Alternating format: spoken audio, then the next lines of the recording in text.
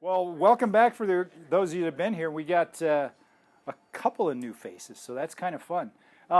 What we started a couple months ago is basically meeting once a month to start. We were going to get back into doing our workshops, but we decided to really let it shift into what I think is turning into a healing school. And really it's going to be with us taking and coming together and asking questions and exploring to see what kind of good answers we can get. So the reason it's taken on kind of the shape of a school is that one of the definitions I love for school is a group of scholars and teachers pursuing knowledge together. So this isn't going to be me coming and trying to fill you guys with all kinds of stuff that I've come to understand and make you think the way I do, but it's where we can come together and pursue some wisdom, some truth together. And wisdom is actually knowledge applied. So we're not in a world where we need more information. We need more truth, and then we need strategies to implement it. So this really is us coming together, asking important questions so that we can get some truth. As I was exploring the concept of this, I thought of ancient Greece, right? You got all these philosophers that get together, and when they'd come together, they'd have this forum, and they called it ecclesia or ecclesia, and that basically was the early word for church. But the official definition of that is assembly of people convened at a public, or in our case private, since I'm no longer allowed in the public, in a private place for the purpose of deliberating. And that basically is just for us, again, to ask questions, to ask important ones. So the main thing we're going to be focusing on as we ask the questions is going to be looking for truth, and starting off with it, really how it applies to health. So what is true health? Well, we talked a little bit about the difference between suppressing symptoms and expressing health last time. We're going to get into this more because this is such a huge concept. And we've been so convinced for so long that health is really about just eliminating symptoms as opposed to truly experiencing life the way that we're supposed to. So we're going to dig deeper into that, but we're going to shift things a little bit tonight to actually explore what somebody else has to say about this whole concept. So the reason this is important and that we're going to keep coming back to this is that everything we've been taught is about suppressing symptoms, right? Symptoms are bad, that means you're sick. If you can get the symptoms to go away, that's good, and it means you're healthy.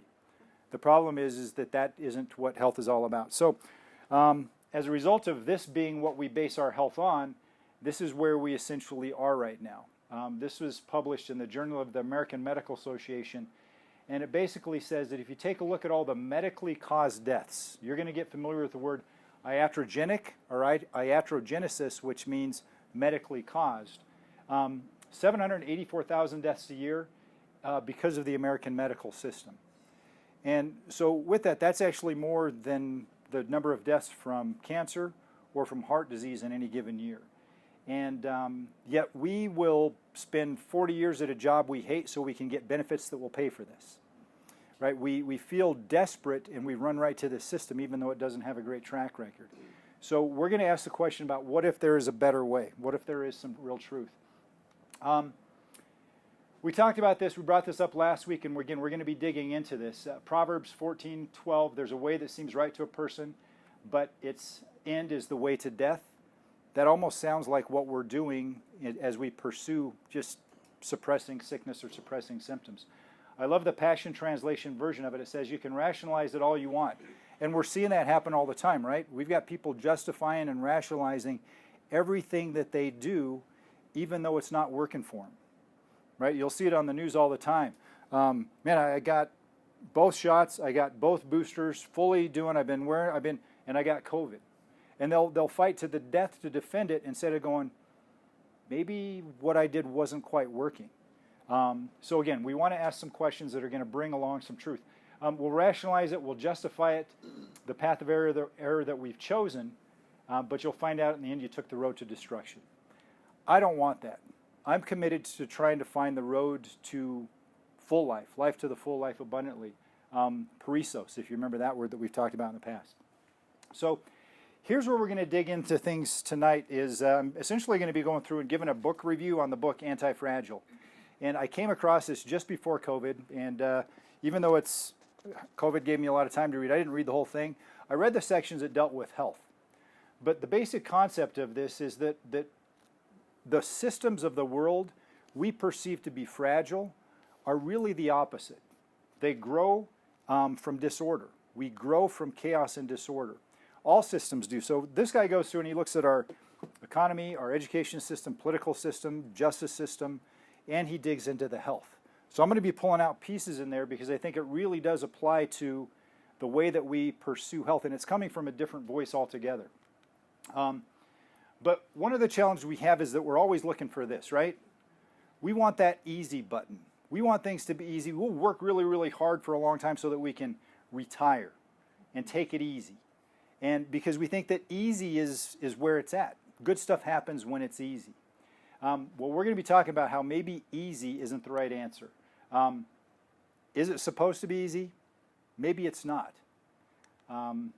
So let's jump into this book, Antifragile by Nassim Taleb. And basically it just talks about things that gain from disorder. The definition of antifragility, which is kind of interesting, antifragility is beyond resilience or robustness. The resilient resists shocks and stays the same. The antifragile gets better. So this guy he's brilliant, really, really smart. I mean, you really have to put on your smart interpretation glasses to read this thing. But he's also a linguist, and he knows several languages.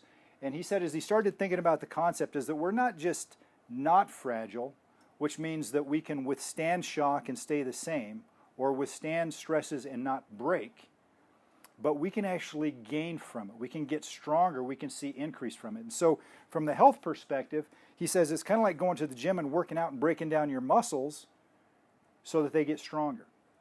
Or if you've ever broken a bone, the bone heals with a callus and it's stronger than it was before it was broken. He even takes and he talks about people who have been, they've been enlisted in the army and they go and they get deployed and they come back, and he said that for every person that comes back with post-traumatic stress disorder, somebody else comes back with post-traumatic growth. And so the things that we go through can break us down or they can build us back up again. So he looked through all of the different languages he knew and he couldn't find a word that was the opposite of fragile. So he made up his own. We're anti-fragile. So we're going to be talking about what that looks like. The key concepts are things, systems, different entities gain from disorder and chaos. You can probably think of things like that in your life, right? That when you've been in a situation where things are a little bit out of your control, you have to kind of start thinking of some solutions, find some answers to what's going on. The anti-fragile, which hopefully is all of us, we love randomness, uncertainty, and errors. We don't start that way, do we? We try to get things in order. We try to make things easy. We try to not create errors. And so we end up kind of almost withdrawing. In fact, I was talking to an educator yesterday, and he was saying one of the hardest things he has is getting his students to actually take a risk and to, when they have discussion time, to share something because they don't want to be wrong. And that in our fear of being wrong, we miss the opportunity to see growth. And so there's a maturing that takes place that says, you know what, I'm willing to grow, I'm willing to take and increase my strength, and so I'm willing to put myself out there and maybe, expose myself to some disorder, some randomness, and maybe even taking the risk of failing and having an error. Anti-fragile systems benefit from the uncertainty, disorder, and the unknown. They actually get better. It really comes down to necessity really is the mother of invention. Think about that. How many of the cool things that have been invented would have ever been done if there hadn't been a crisis to solve? And so, your question or comment? I was thinking that uncertainty thing would actually allow my brain to create new connections and synapses. Well, what has been the main thing that we've talked about from week one? What if? What if in a culture right now when we're not allowed to ask what if, that we started asking what if? And those what if questions can be really powerful. What if maybe what we've been told isn't true? What if there is possibility? What if, again, so it's taking and asking those questions that we wouldn't have questions if everything was in order, right? If there was not any uncertainty that's going on. But I want to really point this out, is that we actually make things more fragile by suppressing the randomness. So, we talked about suppressing symptoms, and that really hasn't worked out too well for us for our health. When we are constantly looking for the easy button, suppressing the randomness, the volatility, the stress, that it actually can make us weaker over time. So, as we go through this, I'm going to bring out different quotes from different pages, but it says that there's a medical fragilista, which basically is that there's this we're programmed by a certain group or individuals that want us to believe or to give into certain beliefs. They basically have taught us that by over-intervening, we use too much intervention, that we're denying the body's natural ability to heal, and they give us medications with potentially severe side effects. So with that is that when we are caused to believe that we aren't capable of healing and being healthy, then we're going to look for a solution. There's people out there that have that for us. And they're going to say, here's the fix.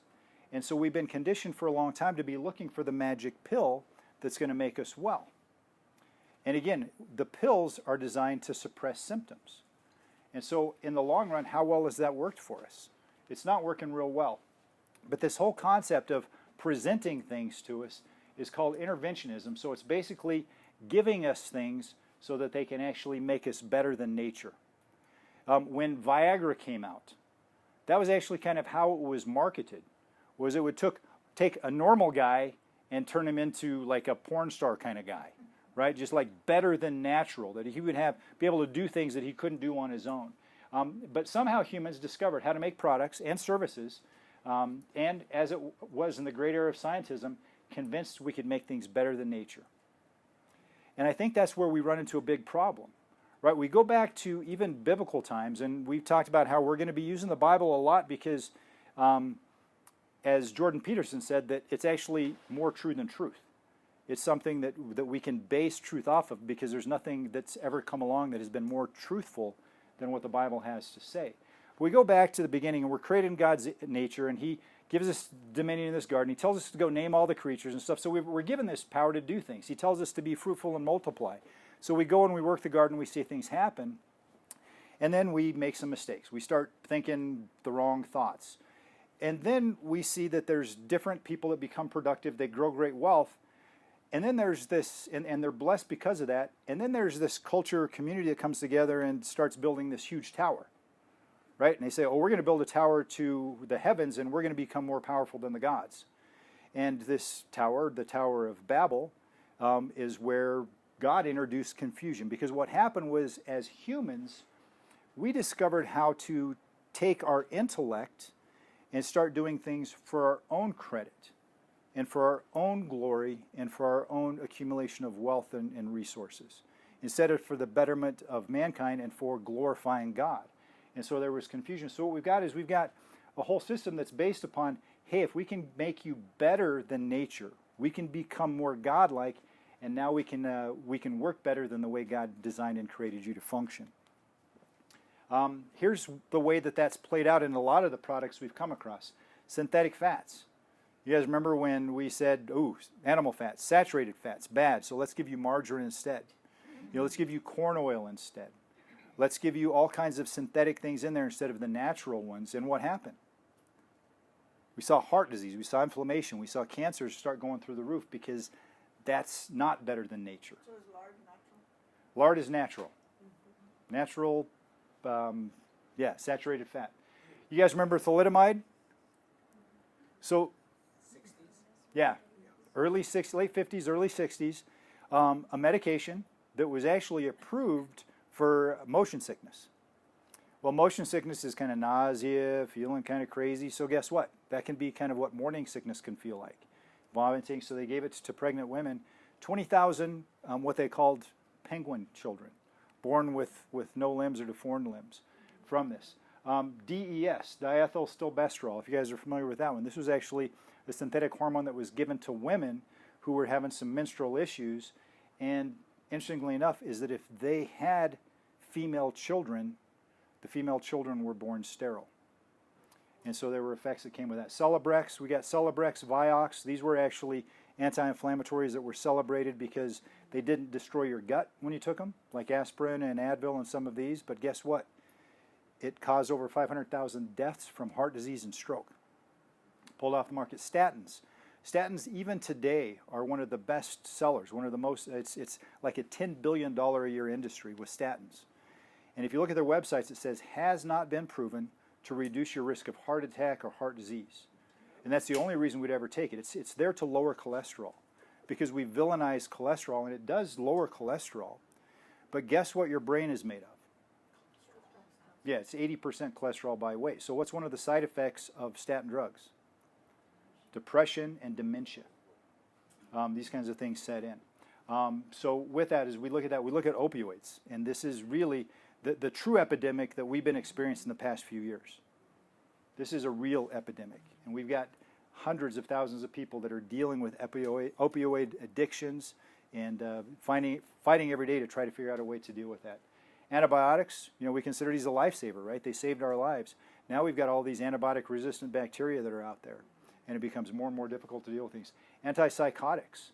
We just had another mass school shooting.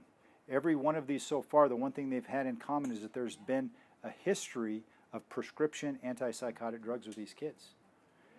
Kids that are given antipsychotics are 8 to 12 times more likely to develop suicidal actions and tendencies and homicidal actions and tendencies. And so they don't just fix things. The suppressing the symptoms doesn't work. Chemotherapies, more people actually die now from the treatment of cancer than from cancer. Spinal surgeries, he talks about this in detail in there, how following surgery there's about a 6% success rate on a spinal surgery.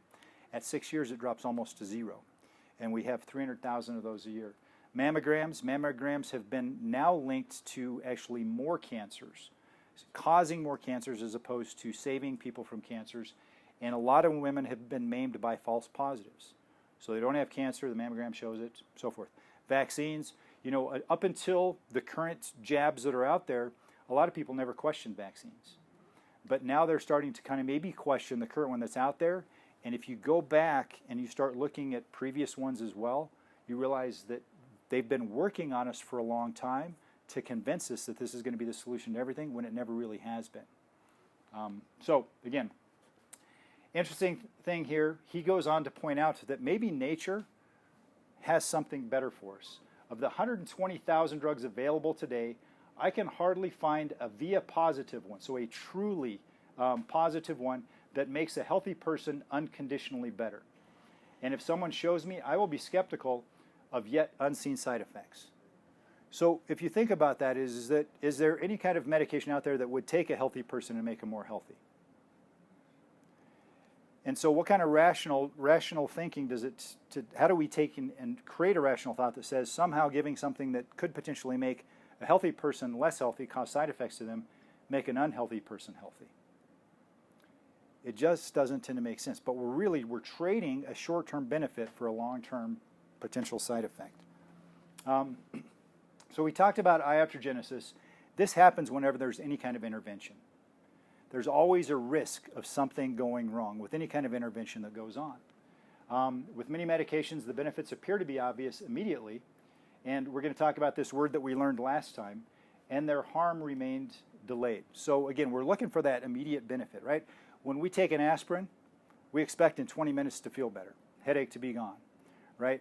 When we take a blood pressure medication, we expect to be able to pop the cuff on and see it drop within a few minutes kind of thing. That's what the word preternatural means. It basically means quicker, faster, more powerfully than what would happen with nature, right? So if we had a headache and maybe it was caused by dehydration, so we started drinking some water, our headache probably wouldn't go away as quickly as it would if we took an aspirin, right? So we see that aspirin is maybe superior. If we have blood pressure issues, our blood pressure probably isn't going to change as quickly with eating a healthy diet and exercising and reducing our stress as it would by taking a pill. So we see that as superior because it's preternatural. It works more powerfully than nature. But oftentimes that comes with some delayed harmful effects with it. You have to add rest to the... Okay, rest in there too. It's really important. It's critical. I was talking to somebody the other day, is that rest made the top 10 of the overall best commandments of all time, right? And so that means that there must have been, God must have known that at some point we would have to be reminded to rest. And because we tend to get driven and keep on going and we drive ourselves into the grave. So we see a pattern. The pattern is iatrogenics being a cost-benefit situation. What's the cost? What's the benefit that comes with it? It results from a treacherous condition in which the benefits are small and visible. We can see that headache go away from the aspirin. The costs are very large and delayed and hidden. And of course, the potential costs are much worse than the cumulative gains. Right? I've got an uncle that actually died from a stroke because of blood thinners that he was on to take care of, some other issues. Right? So we take a look at this in that he may have, had a little bit of benefit from the blood thinners in one area, but it ended up causing death in the long run. Pharmaceutical companies have been scraping the bottom of the barrel, looking for disease among healthier and healthier people, lobbying for reclassification of conditions, fine-tuning sales tricks to get doctors to overprescribe. You know what we just got exposed to within the last couple of years is we've been convinced that we can actually be sick without knowing it, so we have to take a test to determine if we're really sick or not. Right? I mean, that's brilliant marketing strategy. It really is a powerful thing. When we take and we kind of go, I may be an asymptomatic carrier. And that becomes a term that we're going to be continued to be exposed to for the next virus that comes along. And we keep taking the test even when we're well to make sure that we're well. Well, and we keep taking the test that has been recalled because it's ineffective and doesn't give us any real accurate information. No. And so again, we've really given up our ability to think because of sales marketing tactics and other things that have got us to just kind of go, okay, we'll line up and do what we're supposed to do. And to get the doctors to prescribe.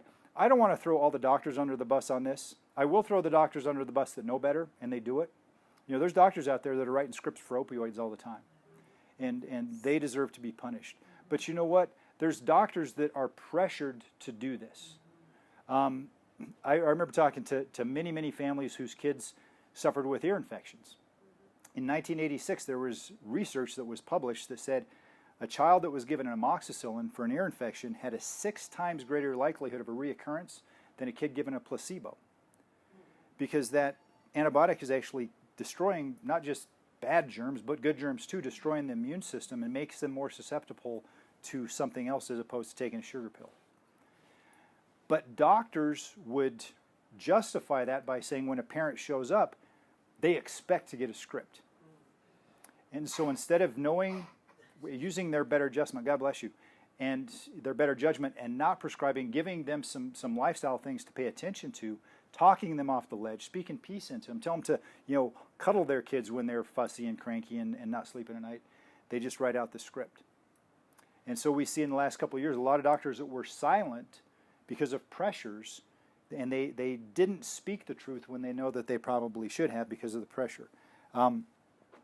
What made medicine mislead people for so long is that its successes were prominently displayed and its mistakes literally buried. We've seen that, right? Is anybody into international soccer? I don't know if you've seen the videos that have been circulating in the last couple of years. There's been 278 elite professional soccer players and coaches that have had heart attacks on the field. There's an average of about 2 a year. In the last 12 months, the last number I saw, 278. Okay, these are elite athletes. These are people in great shape.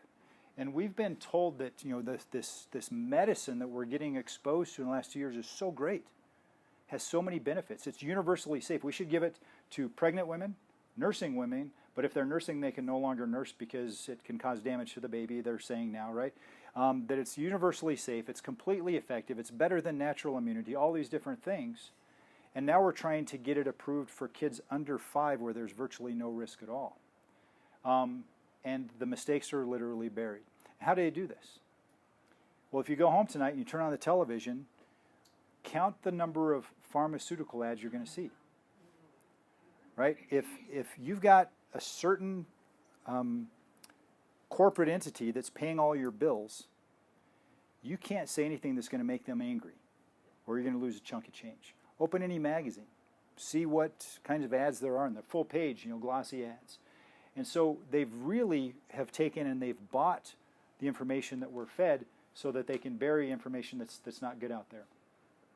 There's a marked bias in favor of treatment, and I mentioned this earlier, even when it brings more harm because the legal system favors intervention. One of the things that happened to me is I had my malpractice insurance company wouldn't cover anything that I went through in the last couple of years because I violated the standards that were laid out and accepted by the Colorado Chiropractic Board. Well, with that is that same thing applies to the medical doctors, and there's what's called the medical standard. And if they do something that's outside of that medical standard, they lose liability protection. They're putting their necks on a block. And believe me, that's a scary thing.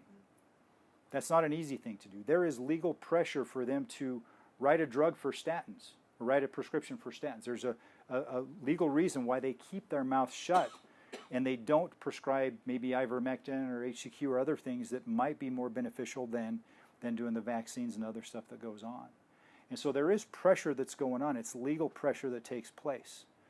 But that only changes by enough people standing up and being strong and making a difference on it. Being true to what their oath was, right? First, above all else, do no harm. So there is a responsibility that they do have to take on that. So here's the deal. What if intervention actually increases our fragility? Think about everything that we do. Is we're looking for some kind of intervention, a solution to the problem we have that could potentially make us more fragile. That all of that time we spend looking for the easy button is making us more fragile. It's taking away our strength.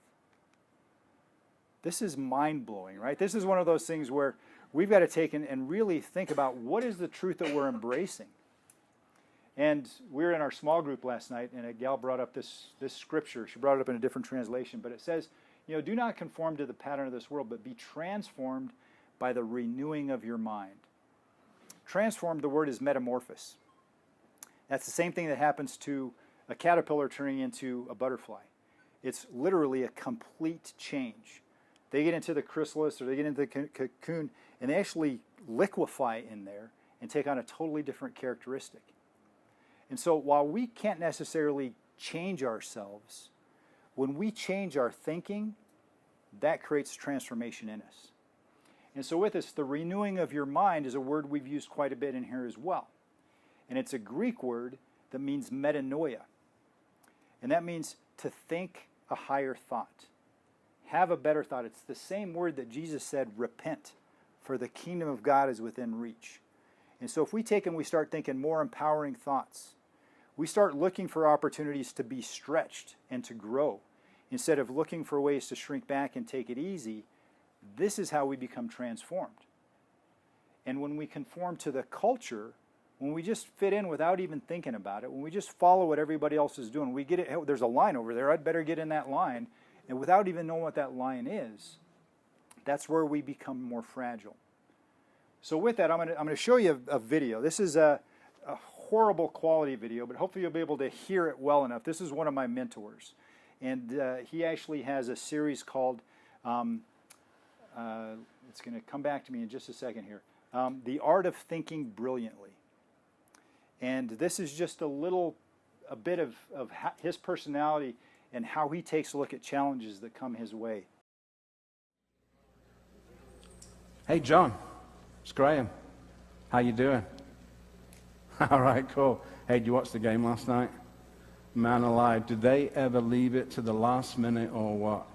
Yeah, if I had any nerves, they would have been frayed.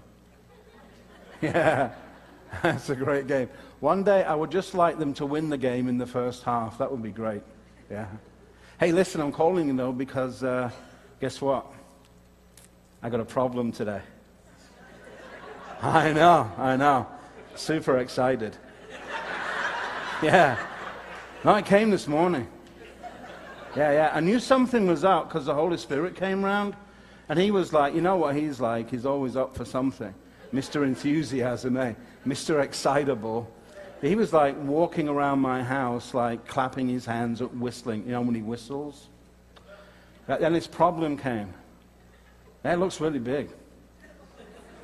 I'm thinking, if with care, I could keep it around for a couple of months. Yeah. I'm looking at it, and I'm kind of like, I'm beside myself. It's like here I am, and there I am right next to me, and we're both manifesting. Yeah. Seriously. It looks pretty big, man. I'm thinking, sheesh, if the problem's that big, how much bigger is the promise, and how enormous could this provision be? Yeah, I know. No, I've not opened it yet. I've been too busy drooling. Yeah, I've just been like walking around it and rejoicing, you know. Yeah. I must have done something to really bless the Lord to get this one. Yeah, it's wild, man, I'm telling you. Hey, listen, how are you doing anyway? You haven't got a problem. Well, hang in there, man. Yeah. That's called renewing your thinking, right? That's a different way of thinking about things. But when you look at that, how many of us here don't have a challenge going on right now? Yeah, so that basically means that everybody has some kind of challenge going on. And we've been conditioned to think dread, right? It's like, and we just want to get past this hurdle so that we can take a breath and it'll be easier. Instead of looking at it and kind of going, what kind of positive outcome could come from this? What kind of growth could I gain from this? What kind of invention can come from this necessity that's here right now? And so there really is going to be a requirement for us to change the way that we think when it comes to embracing a different level of living in life. Right? That we talked about perissos, this super abundant life, beyond and above. Just, it doesn't come by pushing the easy button. It comes by looking for opportunities for growth. Yeah, Maria. I just want to share that what I do when I get into fear, or if I, are into something, I just say, in this moment, all is well, because that's all we have anyway. Yeah. And it gets me right out of it. Yeah. So. And think about how even more powerful it is to get excited about a challenge. Right? I mean, for most of us, that's a foreign concept. I know when I first met Graham Cook, he talked about how he hadn't been able to really be stressed for several years. And to me, that just rocked my reality. I'm like, there's no way. This guy's full of it. But as I've spent a lot of time with him, and as I've listened to his resources and have actually studied with him quite a bit, it's authentic. There is this just level of certainty and confidence that, you know what, the bigger the problem, the bigger the challenge, the bigger potential for breakthrough. And that if we take a look at that and kind of go, oh, this is a big one. This is going to be great. Then we start to see a change that takes place with that. But that can even come when it comes to our health, and we start looking at health from a different perspective. Graham Cook.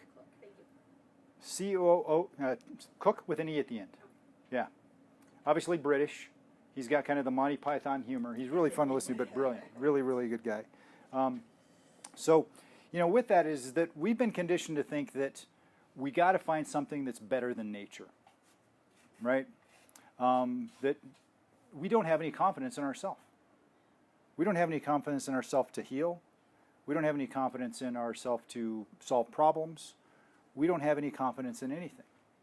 And so we've really given up our power by believing really unempowering thoughts. And we shared this last time. The power that made the body heals the body. It happens no other way. This is more true than we've been allowed to believe, because we're constantly looking for the right fix. Because what we don't understand is what the healing looks like. The symptoms aren't our enemy. The symptoms are either a signal that there's an issue going on, or they're part of the solution themselves. And as we dig more and more and more into the suppressing symptoms or suppressing sickness versus the expressing health, we're going to get into this. And just to give you kind of a precursor on this, is that this power that made the body, that heals the body, it goes back to that, what we talked about last time, that innate intelligence, right? So if we take a look at the 33 principles of chiropractic, and this came from a book called the Chiropractic Textbook in 1927, he addresses a lot of the same things that Taleb talks about just a couple years ago. And so there were 33 principles that chiropractic was based on. And I'm going to share a couple of those because I think that they tie into this whole anti-fragility concept, and that nature is really where we're going to get the best solutions. The number one, the major premise that chiropractic was originally founded on is that there's a universal intelligence that is in all matter and continually gives to it all its properties and actions, thus maintaining it in existence. Quite simply, is that there's this wisdom that just orchestrates the way that everything works together. D.D. Palmer and B.J. Palmer, who were the founders and developers of chiropractic, they didn't want it to be a religion. So instead of saying God is in all matter, and his wisdom and intelligence is what orchestrates and holds everything together, they called it a universal intelligence, because that made it something where it wasn't a religion, it was more of a belief system and understanding. The second one is the chiropractic meaning of life, and it's the expression of this intelligence through matter. That's the chiropractic meaning of life. That basically means that we understand this universal intelligence is pretty much superior to everything else. And if we take and we just allow it to be expressed, that's going to actually allow us to live an enhanced life. So it's really respecting the nature of things. If we drop down to number 20, we get into this innate intelligence. So we got the universal intelligence, which is what we would basically say God. Innate intelligence, if you remember we talked about this last time, was in Genesis it said, and God created man from the dust of the earth, so he basically sculpted us, and breathed into our nostrils the breath of life, and we became a living soul, we became a living being. That breath of life, the Hebrew word is neshama, which means intelligence. He breathed intelligence into us, so dirt actually took on this wisdom inside that allowed it to know how to function, to turn into a living being. So this innate intelligence, it's a living thing, has an inborn intelligence within its body called innate intelligence. This basically means that any living organism has a wisdom inside it to tell it how to live and survive and to thrive. An amoeba has an innate intelligence, right? Turkey, they're not very bright, but they have an innate intelligence on how to survive. And we've got that as well. The mission of innate intelligence is to maintain the material of the body in a living thing in active organization. If you're familiar with the word homeostasis, which we'll be getting into, it's keeping things in balance. So this innate intelligence that we have inside of our body is kind of like the orchestra conductor that makes sure that the heart and liver and the lungs and pancreas and spleen are all playing the same music at the same time. And that's that innate intelligence and that keeps things in organization. The amount of innate intelligence, this is brilliant right here, and this is something we need to hear, especially now that we're being told that we need to be afraid of the next pandemic that's coming around. There is 100% of innate intelligence in every living thing. The requisite amount proportional to its organization. What does that mean? That means the more complex an organization, the smarter that innate intelligence is. The more simple that organism is, the more primitive or simple that innate intelligence is. So we got a virus and we've got a human being. Which one has a superior intelligence available to it? You would hope so, right? I think we've given away our intellectual capacity for that, but this innate intelligence is still there.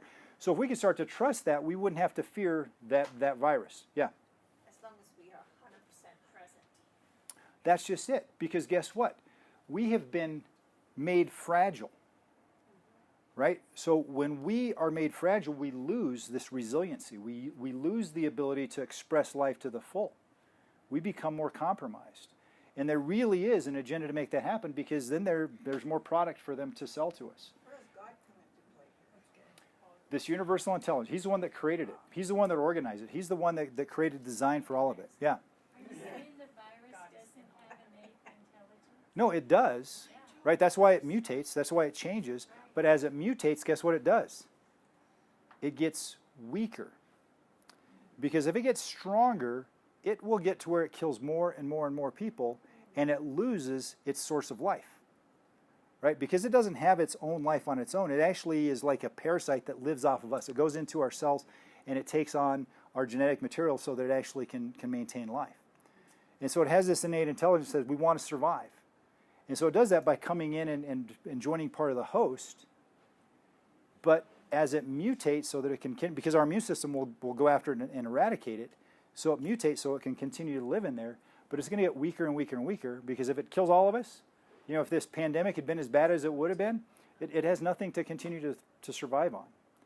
So it's smarter than we are. Even that little virus's innate intelligence is smarter than most of our intellectual intelligence, right?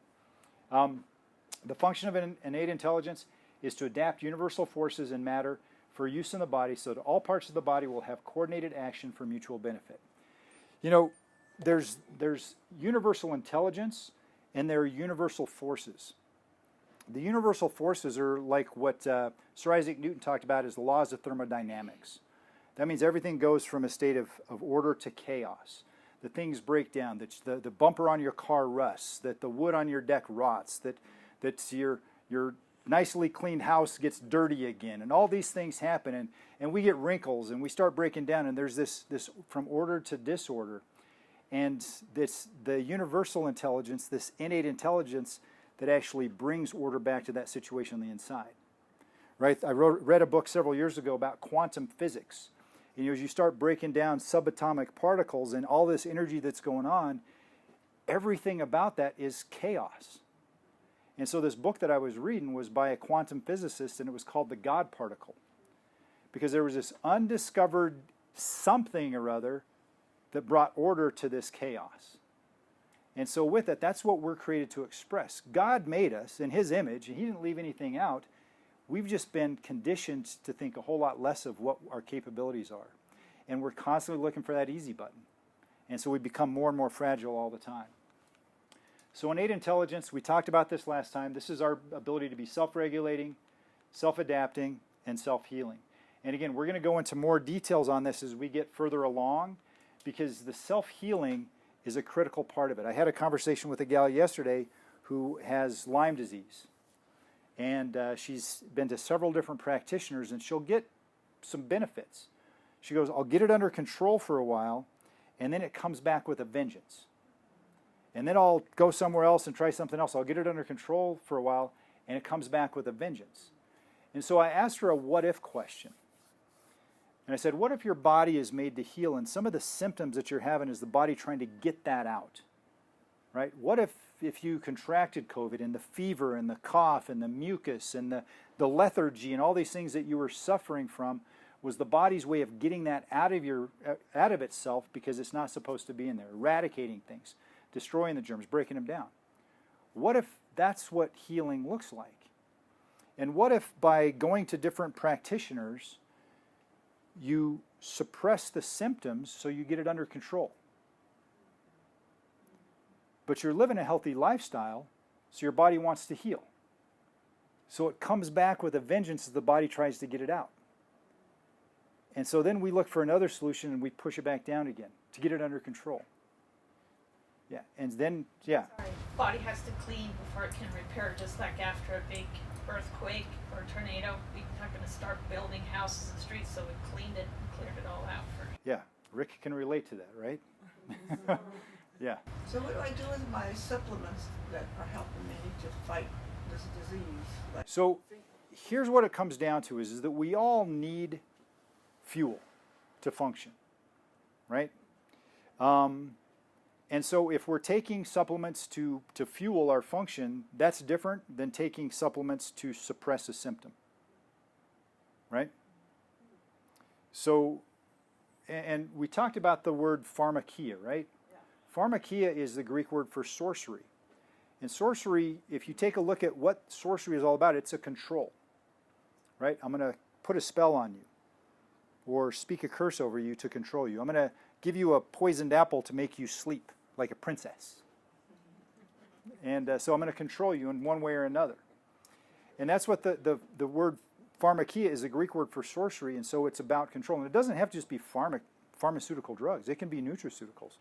We talked about it can be anything that could be good if we're using it to suppress something that could be part of the healing process. So it really does take changing the way we think and going, is this festering, pussy thing on the side of my finger from where that sliver went in a few days ago, is that sickness or is that healing that's taken place? Something inside my body that's not supposed to be there. I've got an innate intelligence that says, let's get that out. It's got resources to make that happen because of the way I fuel my body, and it's doing it the way that it should. Right? If I didn't have nutrients, if I didn't have supplements, if I didn't have certain things to allow my body to do this process, it wouldn't work out. So again, it really is kind of looking at how can we take and fuel ourselves so that we have the capacity to do all the stuff we need to do, and how can we embrace a mindset that says, let's embrace the chaos, let's embrace the disorder, let's embrace these things that go on. So in wrapping this up, and then we can have as much discussion as you want, this is kind of where I wrap things up with the nutrition stuff that Mr. Talib had on there. There is logic to natural things that is much superior to our own. True or false? What do you guys think about that statement?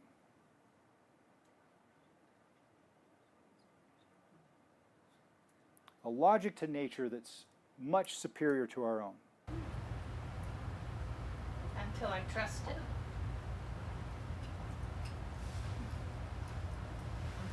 There's logic to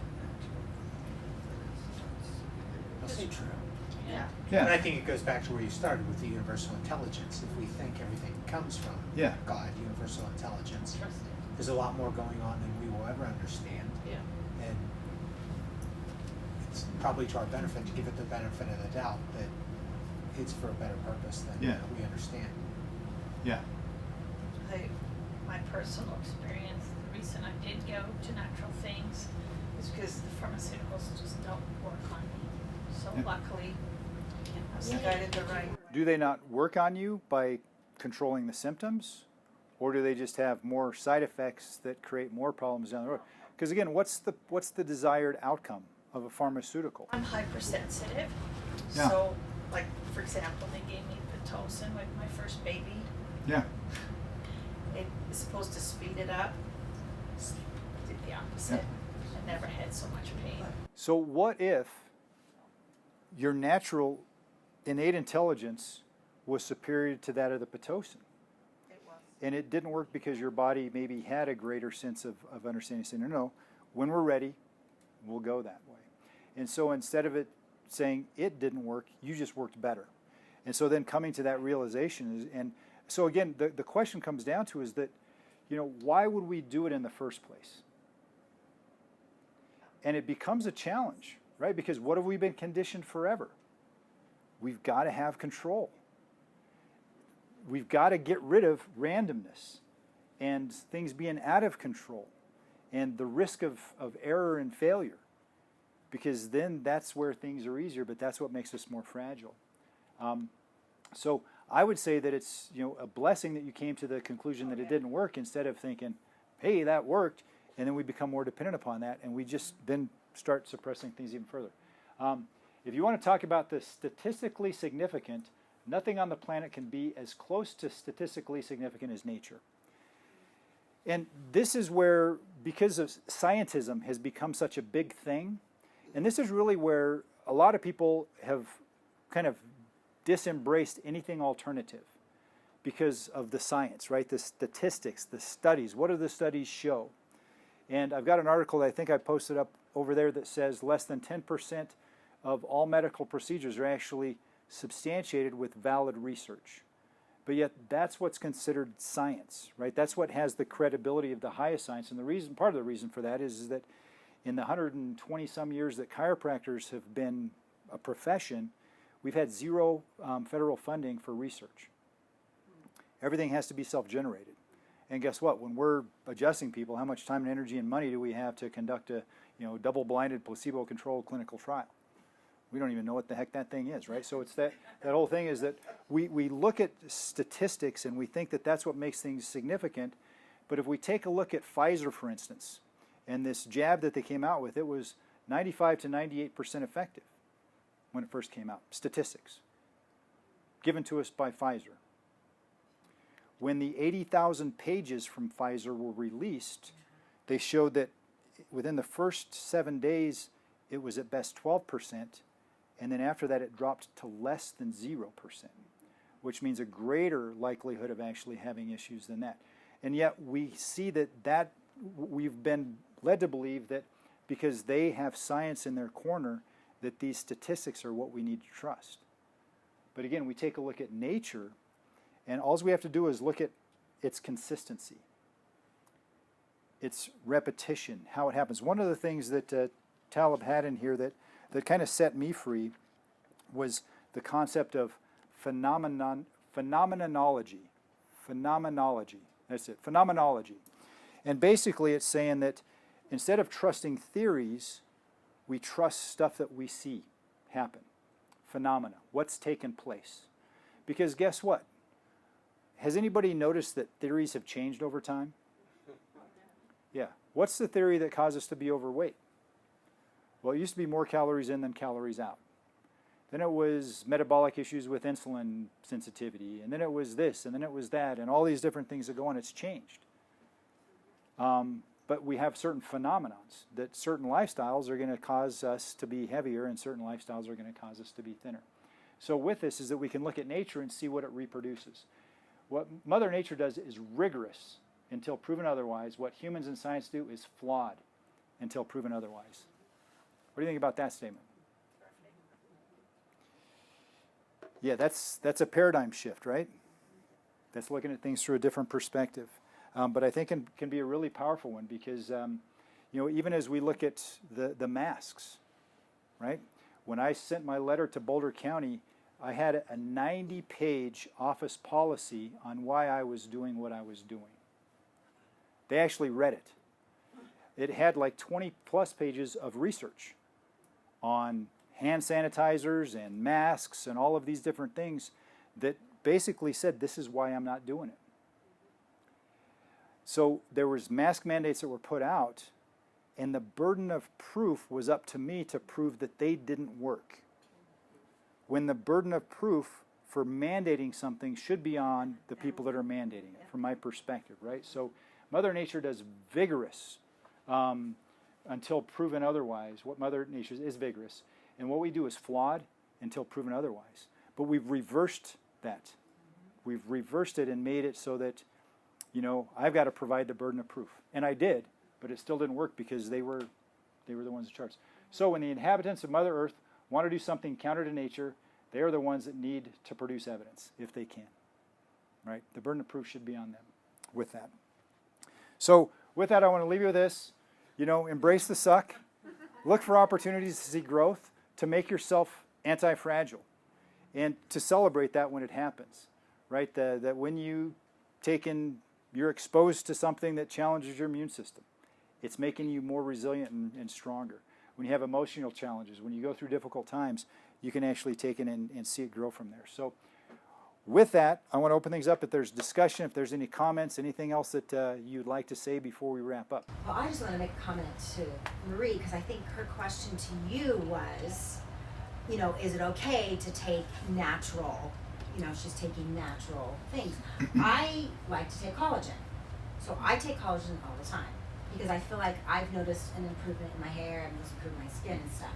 So for me, to take natural things, I don't have a problem with that. It's not like I feel like maybe we need to clarify this to make her feel better, but I feel like I'm not taking it because I have to, I'm taking it because I want to, because I do see improvements in my body. Or that you are trying to suppress. Right. I'm not taking it to, say, oh my gosh, it's, not what I should be doing. But So I stopped taking collagen. Oh, you did? No, I say. Oh. Your thought was probably, so I stopped taking it. Right. So I think just to clarify that we're not against natural things. Well, I think, again, it's what's the desired outcome, Right. right? Is it to fuel ourselves? So if you take a look at collagen, it's a great example, right? It actually helps to heal tight junctions in our gut. And because of the pesticides and other toxins that are in our food, we end up with leaky gut syndrome. And so the collagen doesn't fix it, but it actually it has a protein that has an affinity to the gut to help heal that damage that's in there. It's a building block. It's a construction. Our blood vessels are made with collagen. So that collagen protein can actually help to give the body what it needs to make sure that the blood vessels stay nice and elastic and flexible instead of becoming hard and rigid. The collagen protein is actually really beneficial for connective tissue, for hair, for nails, for other things as well. So it's a fuel, it's a food. You know, our food is full of nutrients so that our body can work right. But I think with anything, it comes back is the question is, what is the desired outcome? You know, I know that, you know, you guys do essential oils. Essential oils are fantastic. But if we're using them to create a specific, you know, to control a symptom, if we're using them to mitigate something, that can be the wrong, it can have a negative effect. And that comes back to, you know, nature statistically does better than we do. The logic of nature is better than what our logic is because we take and we want to do control. Nature says, let's just fuel you. Let's just give you what you need. And it's, you know, Hippocrates, the father of medicine, oddly enough, said, let your food be your medicine, which basically means let it fuel what your body needs. Yeah. With everything, You need a pill for the gas. find the proper balance. I've used essential oils for, well, since 2013 more, you know, and I made sure I did the research before using it, what to use it for. Just because something's natural, you just don't do whatever. It's still chemistry 101. That is right. And for heaven's sakes, if you have questions, really want to know something, you know, do listen to your body. But of course, God made your body, so why don't you have a conversation with Him and see if there's a balance in that as well. I love that. What's your benefit from the essential oils? What does it do to you?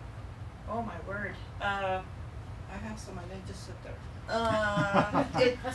I'll give one example. Pretty recently, it helped regenerate my ocular, or I lost the word for it. Olfactory nerves while I was going through COVID and after COVID. Regenerated them. So it was used as a support system. And there's another component with all of this, because this is also what we're trying to suppress. There's an emotion attached to every symptom. Sure. So there's a spiritual side to everything, and essential oils are very spiritual because of where they came from. Now, of course, I keep caution because nature does not present lavender oil in a bottle. Just a little bit at a time. In nature's way, it's a little bit every day, forever. That's the safest way. But of course, we have critical things that happen when we have emergencies. Let's say somebody's trying to figure out asthma, and all of a sudden things are closing up on them. Let's say they can't find a nebulizer. Well, there are other things I can use if I know about it. I know that peppermint will open up my bronchioles. Oregano is another one, and there's one other plant you can take in liquid. I can't think of the name right now, because obviously the albuterol can have long-term And I think effects. you said the key is do your research, which is so true. Because Well, if yeah. you're going to do your research and you feel like, you know, you've done it and this is the one for you, then I enjoy it. Well, and I think you said a key thing as well is that oftentimes we'll look for something, you know, we'll take a really good broad spectrum supplement so that we can get away with eating crummy. And that, you know, any of those things, you know, I kind of look at our nutritional state as a brick wall, and the bricks are our food, and the mortar is going to be anything that isn't going to be in our food that we need to make the picture complete. Instead of the other way around. We oftentimes will take our supplements so, again, we can get away with not having a healthy lifestyle. Yeah. I was just going to say, we were just talking about that, you know, the tomatoes that we're eating, like we get at the store right Yeah. now, are okay, but we're growing our own, and I can't wait because they taste so much better. Yeah. So And if that doesn't tell you something, I know. you know. Yeah. So true. Yeah. I've been known to ask intelligent questions. Yes, you have. I love your Ask one questions. now. Yes. I don't understand that. Embrace this. Oh, yes, Lord. Embrace chaos. the Instead, put chaos in there instead. embrace the disorder, embrace the challenge that comes. Okay, thank you. Yeah, instead of trying to find an easy button. And I was gonna say, You don't like that? that kind of suck, not the, Yeah. that's Yeah. his, 'cause that really sucks. Yeah. It's natural. The S word. I'll share a cool testimony Yeah, your lungs don't of like it. who really is in charge of all of this. Yeah. And that is that when I was 18, I was pregnant with my child, one of my children, first child actually, obviously, and I was very small. I was very, very small person, not very healthy. But I had morning sickness, ridiculously, so I could hardly get out of bed because I wasn't left with enough to take care of me, right, Yeah. for me to function. Anyway, so this went on and on and on. Went to the doctor, and it was in the formaldehyde or whatever that, Thalidomide. thalidomide, penguin kids. Yep.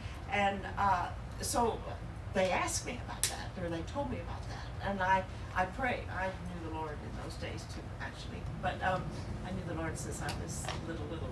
And so I talked to the Lord about it. No, absolutely no. And I did not take it. I just continued vomiting. Right? Yeah. I mean, I did. I lived The with lesser what- of two what evils, right, in that situation. what I had going Yeah. on. And then it was shown that all of that, Yeah. all of that stuff happened. The exact same thing happened with the tumor that I had. And they wanted to get you to do mammograms, and you were around in those days. So, or I was around you, whoever. But come to find, because if you have a tumor, you're gonna have cancer. It just is like a hand in a glove. Yeah. Well, of course, obviously, I said nope, and no more scans, no more anything, nothing. And I, of course, realized that the tumor was caused because of some medication I had taken. And it was the medication that created the tumor. Well, and so was that the body trying to push the toxins out, right? The Lord is so huge. Yeah. I mean, this is just this 18-year-old kid Yeah. whose mother would disagree with me. Sure. My mother would. She took every You weren't pill being known to man. conformed to the world, but you were being transformed by the renewing of your mind. So we have to remember that, to bring him into what our questions are and what we want to do or should do or not do or Yeah. what you feel comfortable doing. We can't eliminate. I mean, he is the Almighty. Well, and with Graham Cook, one of the things that he said, and he's kind of Monty Python-esque, but he has these conversations back and forth, just like he did with his buddy on the phone. But he has Holy Spirit talking to him and says, "Hey, Graham, why don't you remind these people out there that I'm a genius, because I think they've forgotten." And so with that is that, there is this, we're going through a program right now in our life group where, we understand what IQ is, right? Intellectual quotient, intellectual intelligence. We've got EQ, which is our emotional intelligence. And the book is actually introducing to this concept of SQ, which is our spiritual intelligence. And that Holy Spirit does really have answers to solutions. And that he's eager to share those with us if we ask. Ask better questions, we get better answers. And so with that is that, we have challenges that come up. If we don't have a challenge, we don't ever need to ask really good questions. But if we go into a challenge and it is bigger than what we've got the intellectual quotient for and possibly the emotional quotient for, what a brilliant opportunity to be able to start practicing and grow our SQ. But you got to make sure you're listening. Remember, one of our patients said God told her to drink Gatorade. I said, God didn't tell you to drink Gatorade. You wanted me to tell you. Yeah. That's true. We got to listen to make sure. Well, and again, we practice by listening to the right voice. And guess what? We may make errors in that. Right? I knew a guy that was really learning to do this, to step out on that. And he's going, God, give me a word for this person. Let me know what's going on with this person. So his way of practicing was he would get in his car. He lived in California where, always traffic out there. And so he'd pull up next to somebody and he'd get them to roll down their window. And he'd go, give me a name or give me a word. And he goes, is your name Doug? And the guy would say, nope. He goes, oh, sorry, I thought you were Doug. And so he would just kept trying it. He kept putting himself out there for failure. And so one time he pulls up, gets the guy to roll his window, and he goes, "Hey, are you Bob?" "No, but my buddy driving or sitting in this passenger seat's Bob." And he's like, "Oh, all right." He goes, "Well, Bob, do you have any back pain going on?" And the guy goes, "Yeah, I'm on the way right now to the hospital to get a surgical consult because I've got this chronic back pain." And he goes, "How did you know that?" And he said, "I'm practicing listening to God." And so as he's practicing listening to God, he put himself out there for failure, for errors, to be vulnerable, to look stupid. And so he goes, "Well, can I pray for you?" And Bob said, "Okay." So he goes, "Jesus, heal Bob's back." And Bob jumps out of his car and is running around the intersection. He goes, "It's on fire, it's on fire." And his back is healed. And so with that is that, are we willing to embrace a challenge? Actually, not even maybe embrace a challenge, but embrace the desire to see our spiritual quotient take an escalate.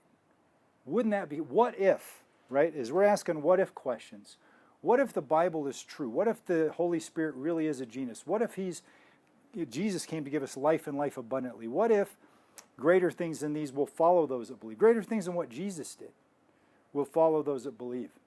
So that's the direction I want to continue going with this thing, is embrace the S word, or look for opportunities to put yourself out there and potentially risk looking foolish, and to see you grow in that quotient that takes place. Yeah. So I'm going to tell another silly story. Okay. I one of the people that I worked with in Estes was at my place one morning, and I hadn't had my shake that I have every day, and I knew I couldn't have a meeting without having some nutrition. Well, I couldn't find all of the pieces to my magic bullet, and he's sitting over there with his computer and stuff. And I live alone, so I talk to the Lord all the time. I mean, out loud. So I was totally oblivious to him. "Jesus, you know what I did with that, the top to my, magic bullet. I'm just going to stand here. Would you please show me where I put it?" And then I looked over and there he is sitting there looking at me. And he got up and he walked into the kitchen. He walked into the cabinet, or walked over to the cabinet, swung it around and picked it up and said, "Here it is." And I'm still thinking I'm talking to Jesus. And I said, "Thank you so much, Jesus." And he went over and sat down, and he was, he didn't have a clue what to say to me. God can use people, I guess, to solve our This problems. is like Right? that guy. "Is your name Bob? Is your name Peter? Is your name?" So, That is good. That's good. Yeah. Humans complicate things. We tend to complicate it, and God simplifies it. Yeah. And I just read Judges 6-7 for my class, and you know how they overtook the enemy, Midianites. Yeah. In it sounds almost like, what? Maybe they were thinking the same thing, but the ones that were willing to listen was only 300 of them.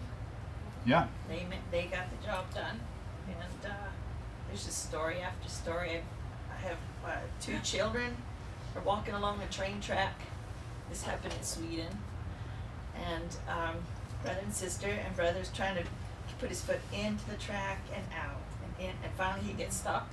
The train is coming. They try to pull the foot out, and finally his older sister prays, "Help me get my brother out." And the Spirit whispered, "Untie the shoe."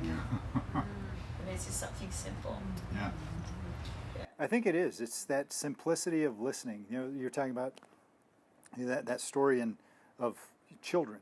There was, we actually had a missionary from Sweden that was at our church, and he was talking about this boy in the church out there that had Down syndrome.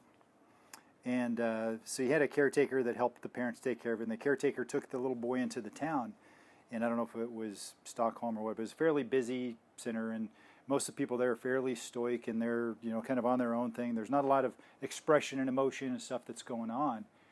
And this little boy starts singing this song, and he just started belting it out. And this woman comes over and says, "Oh my gosh, my mom used to sing that song to me when she would put me to bed. And this morning I was praying, God, just let me hear that song." Because she was ready to take her life. And this little boy listened to Jesus, sang the song. The caretaker gets him home, shares the story with the parents, and says, "Hey, why don't you sing that song?" The little boy said, "What song?" And so there's downloads that come to us when we listen. And that we have to simplify. We have to be as children. We have to take and, one of the things that I've been really trying to work on is pausing before I just do what's normal. Stop and listen before I just get into what's habit. And I think that as we start looking for opportunities, we're going to hear that voice more and more clearly. But I think simplification is part of the solution. So, and we'll start singing songs everywhere we go. Awesome. Anything else? Man, I love having you guys here. I love the discussions. I love the fact that, hopefully you guys are being challenged as much as I am. Because I'm being inspired to kind of go, man, I want to see supernatural become natural around here. Yeah. I think that's what we have available. Okay. Well, good. Thank you. You're welcome. We'll see you guys next month.